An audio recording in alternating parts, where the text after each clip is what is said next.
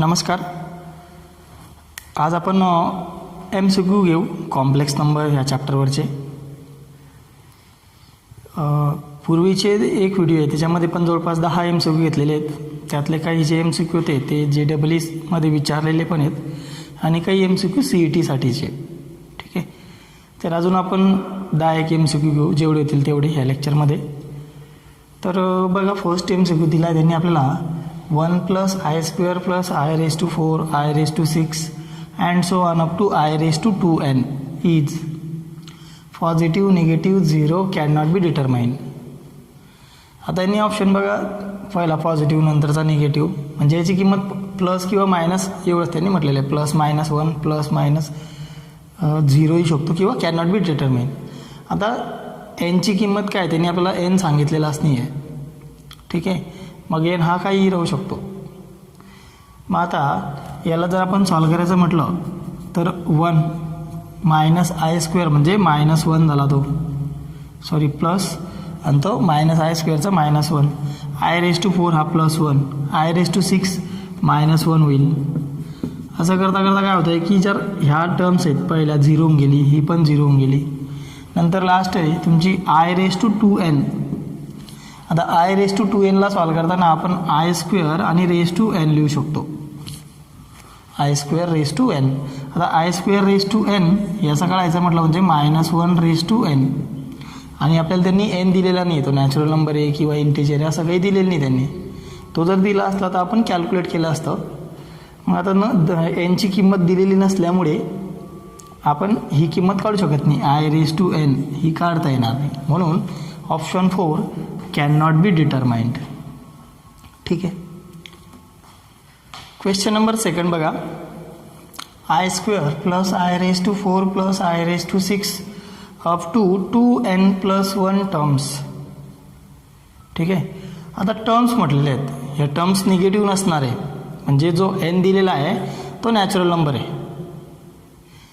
ठीक आहे. प्रोग्रेशनमध्ये geometric progression, arithmetic प्रोग्रेशनमध्ये ज्या टर्म्स असतात ते सगळे पॉझिटिव्ह आपण म्हणतो, 1 2 3 अँड सो ऑन. तर ती 2n+1 टर्मपर्यंत आपल्याला जायचं आहे. मग आता i² + i⁴ हा 2, नंतर i⁴ नंतर i⁴ येईल. तर यांची किंमत किती येते? हा आपण -1 काढला आणि हा +1, नंतर हा पुन्हा -1 येईल आणि हा +1 येईल, म्हणजे हा होतोय 0. ठीक आहे. कुठपर्यंत?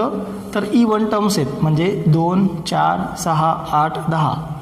पण 2n+1 म्हटलेलं आहे. मग इवन टर्म्स काय? तर 2n हा जो नंबर आहे, 2n+1 हा ऑड आहे. म्हणजे किती झाल्या ह्या? तर ह्या ज्या टोटल टर्म्स झाल्या या ऑड टर्म्स झाल्या. इवन टर्म्स जर असत्या, म्हणजे रेस टू फक्त त्यांनी जर म्हटलं असतं 2n टर्म्सपर्यंत जर म्हटलं त्यांनी, तर त्याचं उत्तर आलं असतं 0, आणि ऑड आल्यामुळे याचं उत्तर येईल तुमचं -1. म्हणजेच तुमचं जे ऑप्शन D = -1. ठीक आहे. जर 2n दिलं असतं फक्त तर त्याची किंमत आलीच ती 0, आणि तो ऑप्शन तुमचा 0 त्यांनी कुठेतरी दिला असता. Question number 3, the value of 1 + i⁵ × 1 - i⁵. ठीक आहे. आता बरेचसे असे एक्झाम्पल्स येतील. 1 + i⁵ दिला त्यांनी पॉवर, तर हे जे एक्झाम्पल जनरली असेल 1 + i⁴n × 1 - i⁴n. आता इथं एनची किंमत 5 दिलेली आहे, ती 4 पण राहू शकते, 5 पण राहू शकते. ठीक आहे. मग आपण जनरली सॉल्व करू. दोघांच्या पॉवर सेम आहेत, म्हणजेच लॉ ऑफ इंडायसनुसार आपण त्याला 1 + i × 1 - i लिहू शकतो आणि n. आणि आता 1 + i × 1 - i⁴n सॉल्व करा. 1 - i, तर हा तुमचा a + b × a - b, किंवा हा z आहे आणि हा z बार आहे. तर काय होतं? कॉम्प्लेक्स नंबर आणि त्याच्या कॉन्जुगेटचं मल्टिप्लिकेशन, रिअल पार्टचा स्क्वेअर प्लस इमॅजिनरी पार्टचा स्क्वेअर, म्हणजे 1² प्लस ह्या इथं 1 आहे तुमचा 1² आणि n. 1² + 1² म्हणजे 2n, म्हणजेच जनरली 2n येईल. आता इथं nची किंमत 5 दिलेली आहे, म्हणजेच काय इम्प्लाय करेल तो? तर 2⁵ आणि 2⁵ किती? 2 इंटू 2 इंटू 2 इंटू 2 म्हणजेच 5 टाइम्स म्हणजे 32. Option D. D equals to 32. Question number 4. 1 plus I raised to 10 where I square equals to -1. आता 1 plus I raised to n पण राहू शकते, पॉवर कोणतीही राहू शकते. मग 1 plus I raised to 10 आपण सॉल्व करायला थोडंसं बायनॉमियल एक्सपान्शन वापरतील काही जण, पण ते थोडं किचकट राहील. मग आता 1 plus I raised to 10ला मी असं लिहू शकतो 1 plus I ब्रॅकेट स्क्वेअर. जर मी स्क्वेअरमध्ये घेतो आहे म्हणजे 2मध्ये घेतो आहे तर मध्ये बाहेर याचं मल्टिप्लिकेशन 2 इंटू 5. त्या 10ला मी असं लिहिलं आहे 1 plus i bracket square raise to 5. मग 1 plus i bracket square solve करा. 1 प्लस आय ब्रॅकेट स्क्वेअर काय येईल तो 1 स्क्वेअर 1 प्लस 2 इंटू आय आणि प्लस आय स्क्वेअर म्हणजे -1 रेज टू 5. किती 1 - 1 0 म्हणजे 2i रेज टू 5 आणि 2 रेज टू 5 किती तर 32 आणि i रेज टू 5 काढायचं आहे.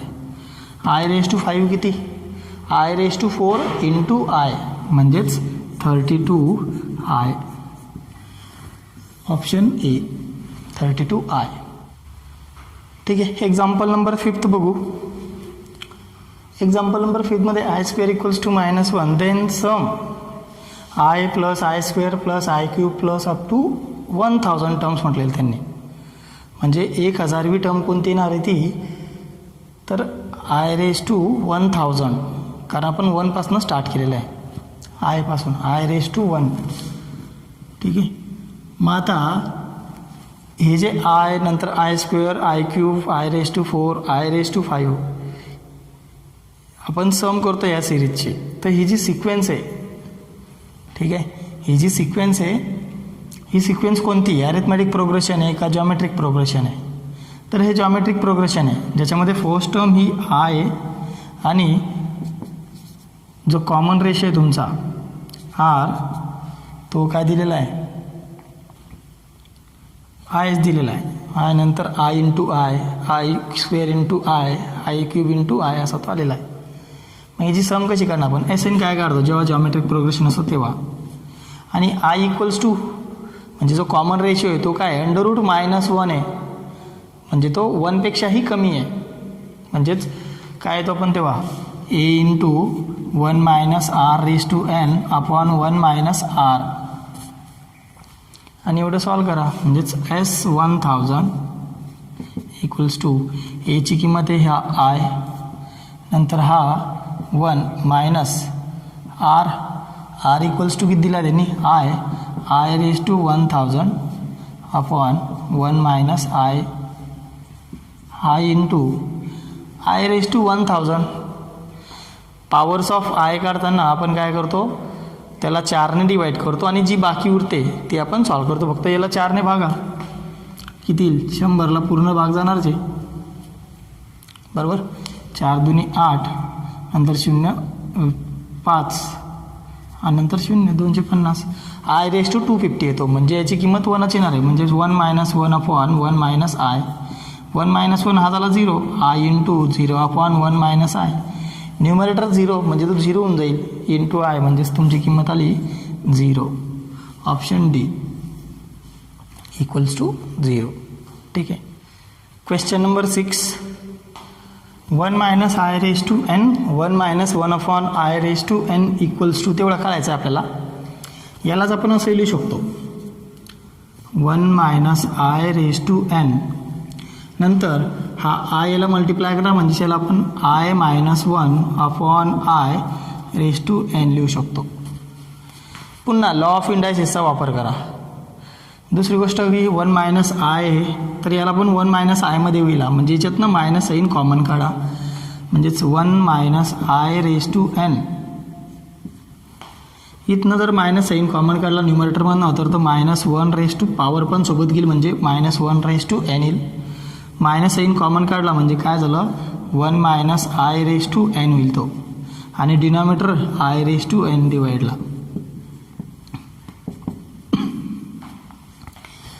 वन मायनस आय म्हणजेच 1 मायनस आय ब्रॅकेट स्क्वेअर आणि रेस टू एन दोघांची पॉवर सेम आहे. नंतर हा -1 रेस टू एन आणि 1/i रेस टू एन म्हणजे 1/i रेस टू एन लिहू शकतो आपण त्याला. आता एवढं सॉल्व करायचं आहे. 1 मायनस आय ब्रॅकेट स्क्वेअर म्हणजे 1 स्क्वेअर 1, नंतर -2 इंटू आय आणि नंतर प्लस आय स्क्वेअर म्हणजे -1 आणि रेस टू हा एन. आता 1/i रेस टू एन काढायचा आहे. तर 1/i हा पण कॉम्प्लेक्स नंबर आहे, पण त्याला a प्लस आय बी ह्या फॉर्ममध्ये घ्यावं लागेल. ठीक आहे, डिनॉमिनेटर कधीही रिअल असला पाहिजे. मग याला आपण प्लस आयने मल्टिप्लाय करणार किंवा -आयने मल्टिप्लाय करतात काही जण. -i इंटू हा तुमचा 1 स्क्वेअर होऊन जाईल, -i स्क्वेअर म्हणजे +1 म्हणजे -i येईल तो म्हणजेच. आणि हा -1 होता, सॉरी -1. मग -1 इंटू -i तो झाला +i रेस टू एन. हा तुमचा होऊन जाईल तुमचा 0.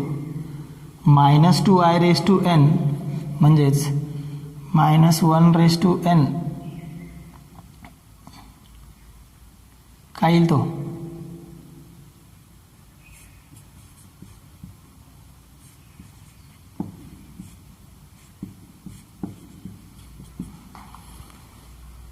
इथपर्यंत आलं.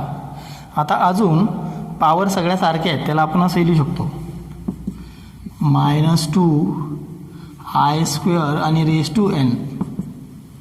आय स्क्वेअरची किंमत किती आहे -1 म्हणजे -2 raise to n. Option C 2 raise to n. ठीक आहे, सोपं आहे. अगोदर काय केलं आपण मल्टिप्लाय करून घेतला डिनॉमिनेटर 1 मायनस आय -1 याच्यातनं मायनस साईन कॉमन काढलेला आहे -1 रेस टू एन. तो झाला 1 minus I raise to N आणि हा I raise to N as it is. या दोघांना आपण एकत्र केलं -1/i रेस टू एन आणि 1 minus I raise to n हे दोघं मल्टिप्लाय केले 1 मायनस आय ब्रॅकेट स्क्वेअर. हा आपण असा सॉल्व केला इकडे. आणि हा 1/i म्हणजे काय तर -i आणि 1/-i म्हणजे +i. मग तो आपण तसं लिहिला -i आणि हा मायनस म्हणजे +i झाला i raise to N.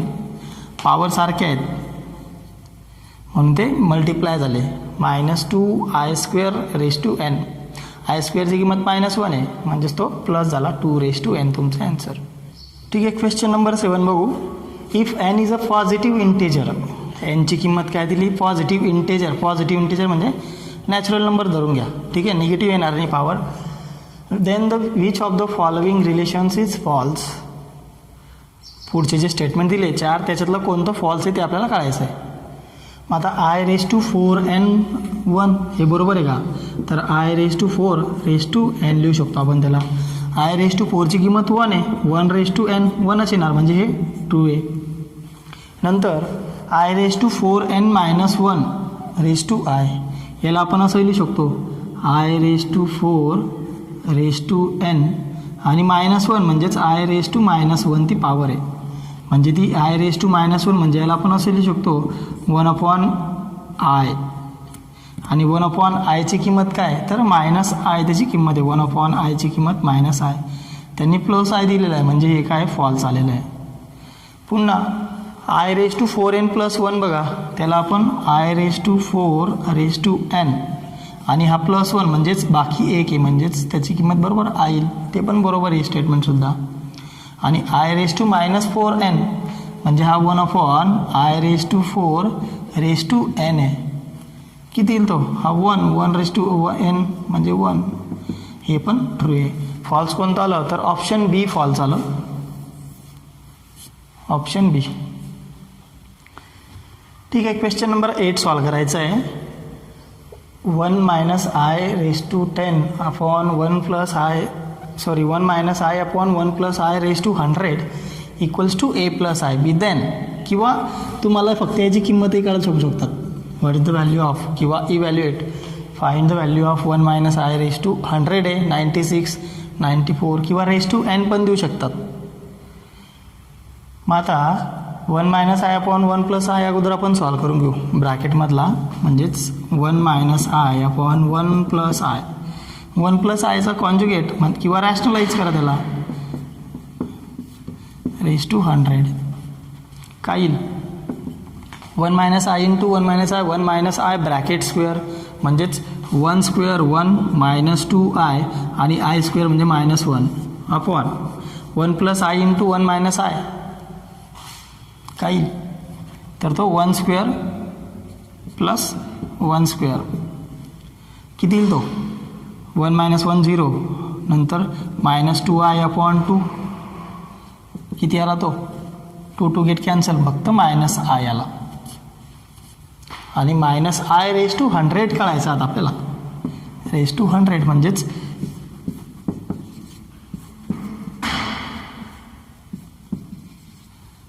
Minus raise to 100 plus आणि आय रेज टू 100 किती, आय रेज टू 100 म्हणजेच त्याला 100ला भाग द्या किती येईल तो, किंमत किती आली 1, कारण त्याला आपण आय रेज टू 4 आणि रेज टू 25 लिहू शकतो, 1 त्याची किंमत इथे, हा जो 1 आहे त्या 1ला आपण 1 प्लस 0i लिहू शकतो म्हणजे a प्लस आय बी, एची किंमत आली 1, बीची किंमत आली 0, 1 0 1 0 कुठे आहे, हा तुमचा option B 1 0, A equals to 1 B equals to 0. ठीक आहे.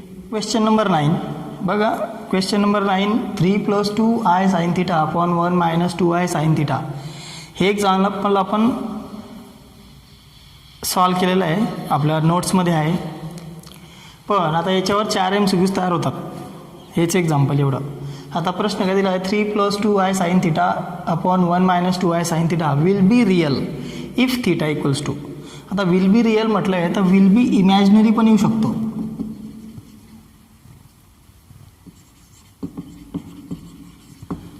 इमॅजिनरी. मग नंतर अजून दुसरा प्रश्न काय होतो,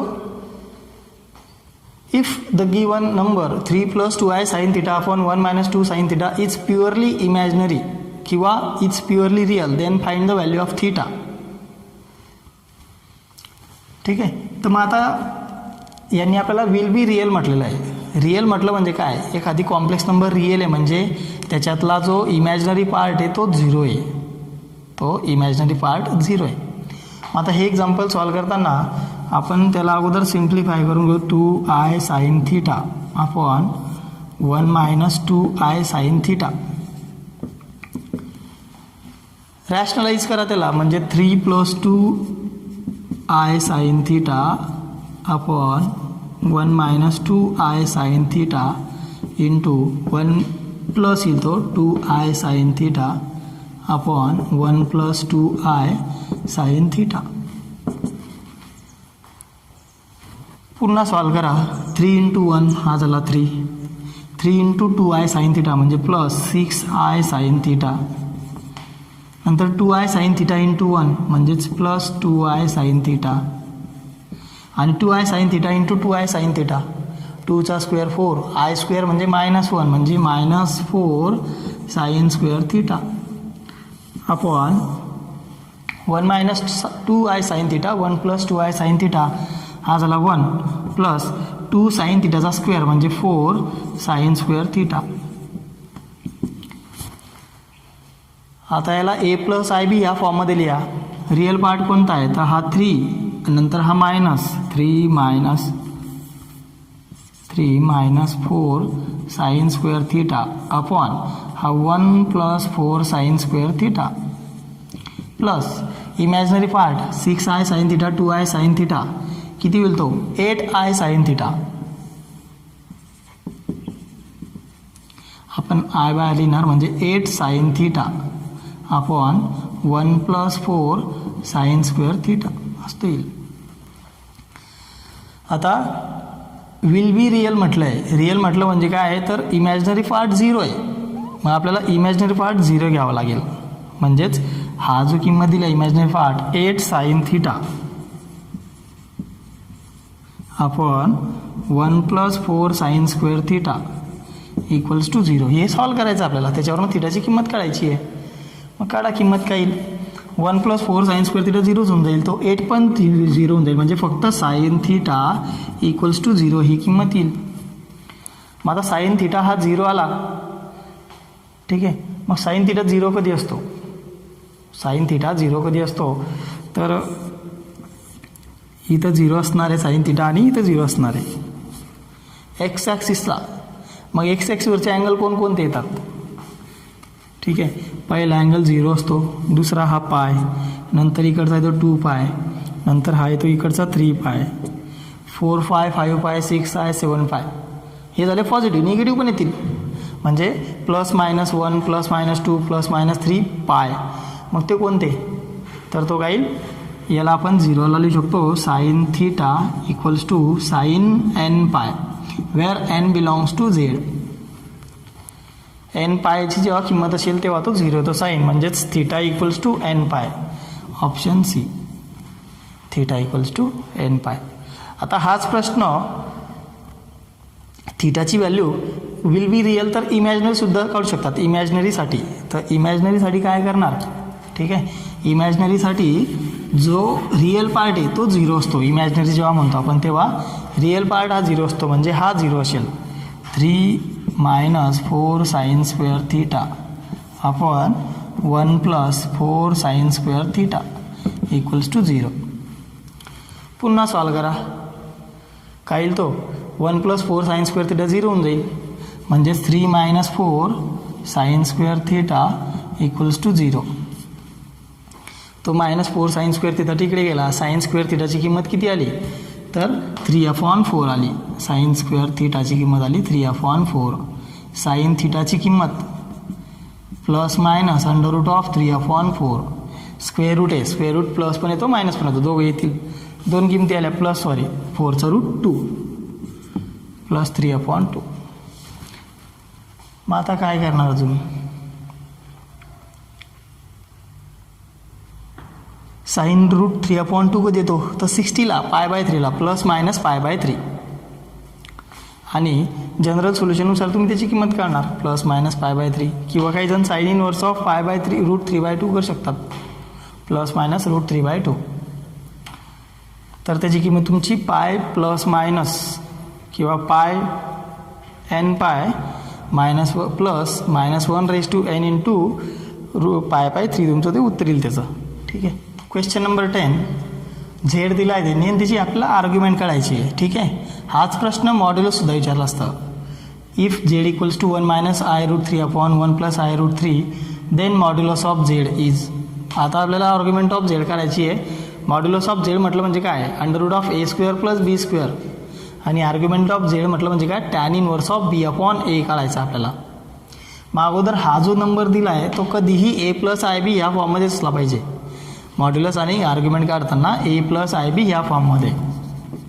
मग अगोदर a + ib ह्या फॉर्ममध्ये घेऊन जा त्याला, म्हणजे 1 - i√3 upon 1 + i√3 into 1 - i√3 upon 1 - i√3. आता हे सॉल्व करा. 1 - i√3 1 - i√3 ब्रॅकेट स्क्वेअर येतो, ठीक आहे. मग मी डायरेक्ट लिहितो 1चा स्क्वेअर 1, नंतर -2 × i√3 म्हणजे -2i√3, किंवा तो 2 नंतर पण घेऊ शकतात, ठीक आहे. किंवा 2√3 × i पण लिहू शकतात, 2√3 × i. आणि नंतर i√3 ब्रॅकेट स्क्वेअर म्हणजेच आयचा स्क्वेअर -1 आणि √3चा स्क्वेअर 3 अपॉन 1 + i√3 1 - i√3 एकमेकाचे कॉन्जुगेट आहे, मल्टिप्लायला आहे, म्हणजे 1² 1 आणि √3चा स्क्वेअर +3. किती येईल तो 1 - 3 हा झाला -2 आणि नंतर -2√3i upon 4.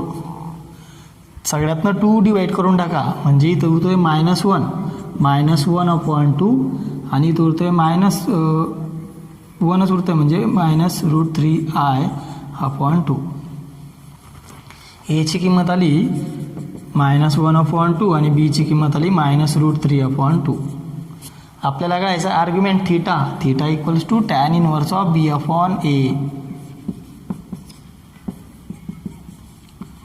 Tan inverse of बीची किंमत किती आहे, -√3/2 आणि एची किंमत आहे -1/2. मायनस मायनस प्लस होऊन जाईल, √3/2 डिनॉटर समोर ते पण कॅन्सल होऊन जाईल, म्हणजे √3/1 येईल फक्त. Tan inverse of √3. आता टॅन इनव्हर्स ऑफ √3. दुसरी गोष्ट अशी, दोघंही निगेटिव्ह आहे, म्हणजे कोणता क्वाड्रंट आहे? थर्ड क्वाड्रंट आहे. थर्ड क्वाड्रंटला आपण आर्ग्युमेंट काय लिहितो? पाय plus theta. सेकंडला pi minus theta आणि फोर्थला 2π मायनस थीटा. तर पाय प्लस थीटा, थीटा काय लिहितं? Tan inverse of √3. टॅन हा √3 कधी असतो? तर 60ला, म्हणजे पाय प्लस π/3. म्हणजे 180 हा आणि 60 हा. 180 आणि 60 किती? 240. 240 बघा कुठे? सी. ठीक आहे. मी हे सॉल्व का नाही केलं? हे तुमचं येईल 3π + 4π/3 येईल. तर अँगल त्यांनी रॅडियनमध्ये दिला असता, आपण रॅडियनमध्ये काढला असता, त्यांनी तो आपल्याला डिग्रीमध्ये दिला, म्हणून मी तो डिग्रीमध्ये डायरेक्ट कॅल्क्युलेट केला. 180 आणि 60, 240. Option C. Question number 11. ठीक आहे. तर व्हॅल्यू काढायची sin ω⁻10 ω⁻23 × π - π/4. आता साईनच्या ऐवजी कोणताही ट्रिग्नोमेट्रिक रेशियो देऊ शकतात. साईन, कॉस, टॅन, नंतर कोसेक, सेक, कॉट. 6चे 6 राहू शकतात, म्हणजे प्रश्न तुमचे 6 आहे तिच्यातनं. Omega is imaginary root of unity म्हटलं. इमॅजिनरी रूट ऑफ युनिटी ध्यान ठेवा. ठीक आहे. युनिटीचे 3 रूट आहे, 1 पण आहे, ओमेगा आणि ω². त्यांनी ओमेगा म्हटलं आहे त्याला. ठीक आहे. तर ओमेगा क्यूबची किंमत 1 आहे, एवढं आपल्याला माहिती आहे. मग आपण अगोदर हे सॉल्व करू. साईन ω⁻10 आणि ω⁻23. तर ω⁻10 म्हणजे किती? तर 3ने भागा, जी बाकी उरेल ती, म्हणजेच 10ने भागला म्हटलं म्हणजे काय येईल? तो ओमेगा येईल, आणि प्लस 23ला पण 3ने भागा, बाकी किती उरते? 2 उरते, म्हणजे ω². नंतर pi minus π/4. Sine omega plus ω². काय रिलेशन आहे? 1 + ओमेगा + ω² = 0. आपल्याला त्यांनी काय दिलं आहे? ओमेगा प्लस ω² दिलं, म्हणजे किंमत किती आली? याची किंमत आली -1. -1 म्हणजे हा झाला -π. -π मायनस π/4. मायनस साईन कॉमन काढा, म्हणजेच -sin π - π/4. सॉरी, π + π/4. आता π + π/4ची किंमत काढायची आहे. तर हा झाला तुमचा sin π + थीटा. तर π + थीटा म्हटलं कोणता क्वाड्रंट? तर थर्ड क्वाड्रंट. हा थीटा, हा π - थीटा, हा π + थीटा आणि हा 2π - थीटा. तर थर्ड क्वाड्रंटला साईन काय असतो? थर्ड क्वाड्रंटला साईन असतो निगेटिव्ह. पहिल्या 2ला पॉझिटिव्ह असतो, तो इथं पॉझिटिव्ह साईन, आणि इकडे निगेटिव्ह, म्हणजे तो निगेटिव्ह येईल. म्हणजे मायनस आणि हा मायनस हा झाला प्लस झाला. पाय असल्यामुळे साईन चेंज होणार नाही, रेशिओ चेंज होणार नाही, म्हणजे साईनचा साईनच राहील, कॉसचा कॉसच राहील. हा झाला साईन, आणि हा π/4. साईन π/4 म्हणजे साईन 45ची किंमत किती? तर 1/√2. Option C, 1/√2. ठीक आहे. Question number 10. The points Z1, Z2, Z3, Z4 in the complex plane are the vertices of a parallelogram taken in order if and only if. त्याच्यावरनं काय होईल आपण बघणार आहे. ठीक आहे. त्यांनी काय म्हटलं? आपल्याला एक पॅरलेलोग्राम दिलेला आहे, त्याचे पॉईंट्स दिले Z1, Z2, Z3 आणि Z4 ऑर्डरमध्ये म्हटलेले आहेत. ठीक आहे. असं घ्या किंवा ते ऑर्डर घ्या, Z1, Z2, Z3, Z4. मग पॅरलेलोग्राम्सचे जे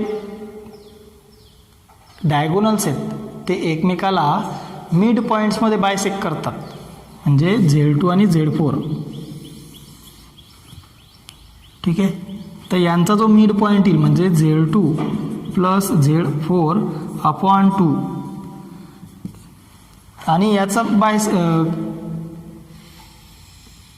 हायपोटेन्यूस. ठीक आहे. तो दोघंही एकाच पॉईंटला येतात, आणि ते मिड पॉईंट काय तुमचे Z1 आणि Z3, याचा हा मिड पॉईंट. ही आपली इक्वेशन झाली त्याच्यावर. आता हे सॉल्व करा. 2 get cancel. Z2 Z4 equals to Z1 plus Z3. Z1 plus Z3 कुठे आहे? हा एकच ऑप्शन आहे. Z1 plus Z3 equals to Z2 plus Z4. ठीक आहे. पॅरलोग्राम असू शकतो, कधी कधी तुम्हाला इक्विलॅटरल ट्रायंगल दिलेला असू शकतो किंवा 3 पॉईंट्स दिलेले असतील, तो इक्विलॅटरल ट्रायंगल दाखवायला सांगतील. ठीक आहे. किंवा कोणतेही पॉईंट दिले असतील, रिअल नंबर, कॉम्प्लेक्स नंबर, तो कोणता ट्रायंगल ते पण काढायला येऊ शकतो. ठीक आहे. मग त्यांच्या प्रॉपर्टीजचा वापर करायचा आपल्याला. आपण यांच्या प्रॉपर्टीचा वापर केला आणि सॉल्व्ह केला. Question number 13. If 3 complex numbers are in AP, then they lie on a circle in the plane, a straight line in the complex plane, a parabola in the complex plane, and none of these. तर 3 number दिले त्यांनी आपल्याला, ते AP म्हणजे ॲरिथमेटिक progression, म्हणजेच पुढची term minus मागची term, त्यांचा जो हे येईल तुमचा त्यांचा जो डिफरन्स येईल तो काय असतो? कॉमन असतो. म्हणजेच 3 नंबर्स घ्या, Z1 Z2 आणि Z3 हे AP आहेत, आर इन AP. म्हणजेच काय होईल? तर Z2 minus Z1 equals to Z3 minus Z2 असतील.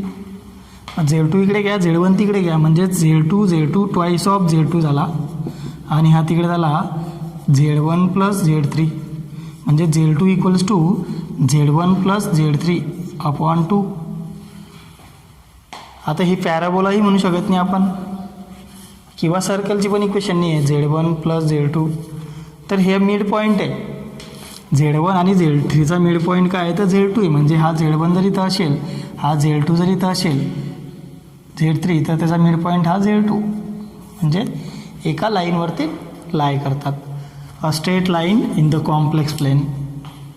ठीक आहे. Option B, a straight line in the complex plane. Alpha and beta are different complex numbers. ठीक आहे. असं नाही की त्यांनी कॉम्प्लेक्स रूट दिले वगैरे, असं नाही आहे. ठीक आहे. फक्त कॉम्प्लेक्स नंबर म्हटलेले त्यांनी. With mod of beta equals to 1, then beta minus alpha upon 1 minus alpha bar into beta is equal to, ते आपल्याला काढायचं आहे. आता mod of beta equals to 1 दिलेलं आहे, म्हणजेच mod of B square equals to पण 1च असणार.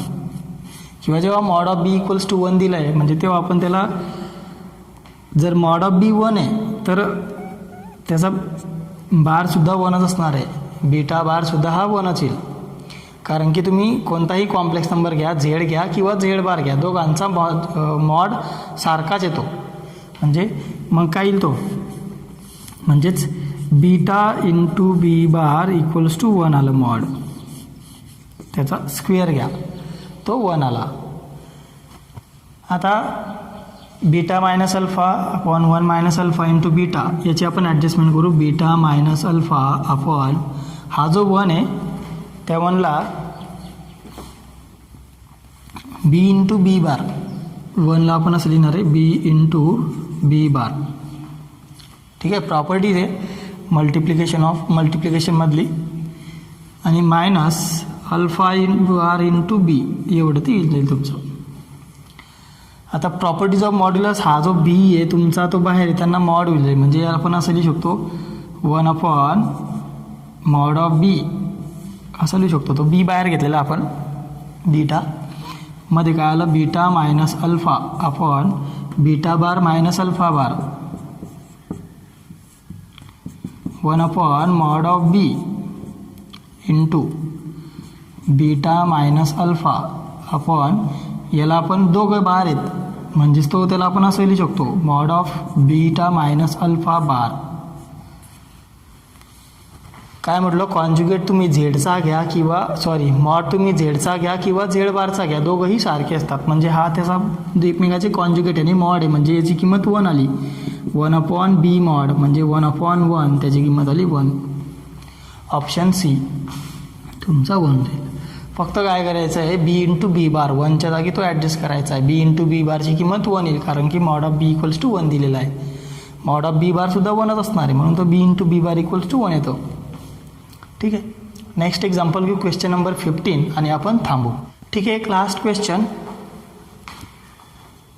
Under root of -8 -6 i 1 ± 3i 1 - 3i plus मायनसमध्ये प्लस मायनस 1 + 3i आणि प्लस मायनस 3 - i.